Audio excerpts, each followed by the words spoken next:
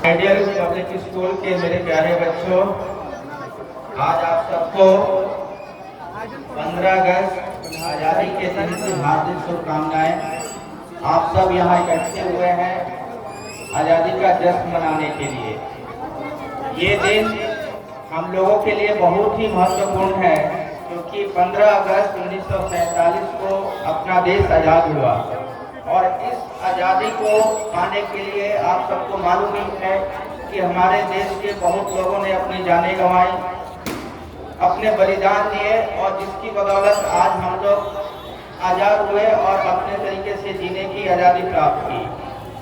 तो बच्चों एक तरफ आप हमारी तरफ देखिए और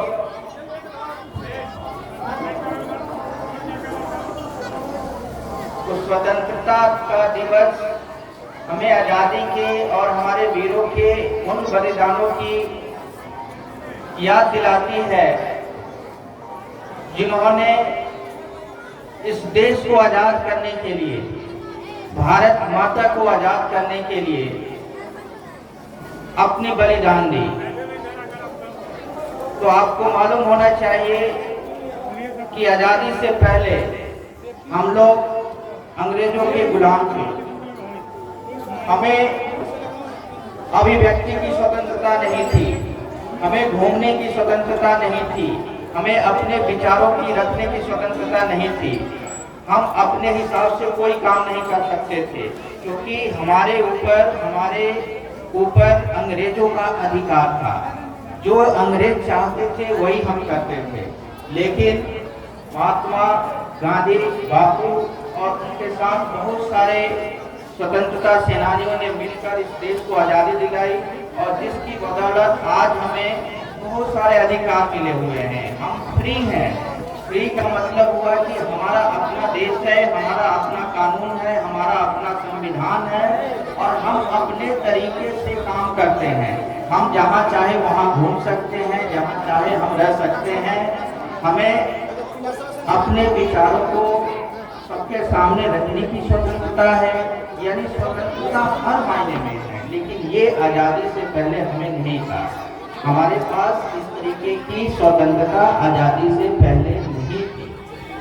तो इसलिए एक बार बच्चों, देश के जो वीर थे उनके लिए जोर से हम लोग बोलेंगे, भारत माता की, भारत माता की, भारत माता की। इसलिए ये दिन आपके लिए बहुत ही महत्वपूर्ण है और दिन है। और इसी दिन के बाद आप अपने लिए अपना भविष्य चुन सकते हैं। आप अपने तरीके से काम कर सकते हैं, घूम सकते हैं, फिर सकते हैं। आप अपने आप को जो चाहे वो कर सकते हैं। आज़ादी है और कोशिश करूंगा कि आगे का फ्यूचर, आगे का भविष्य आप बच्चों के हाथों में है। आप इस देश को आगे लेके जाएंगे, ये उम्मीद है। और आप अच्छा कुछ करें, आप कोशिश करें कि देश की एकता और अखंडता बनी रहे, देश की उन्नति होती रहे, देश के सभी लोगों का सर्वांगीण विकास होता रहे और सभी लोग कुछ न कुछ करें और पूरी दुनिया में देश का नाम रोशन करें। इन्हीं शब्दों के साथ मैं अपने बात खत्म करूंगा और बाकी चीजें अब शुरू होंगी। तो जय हिंद, जय भारत।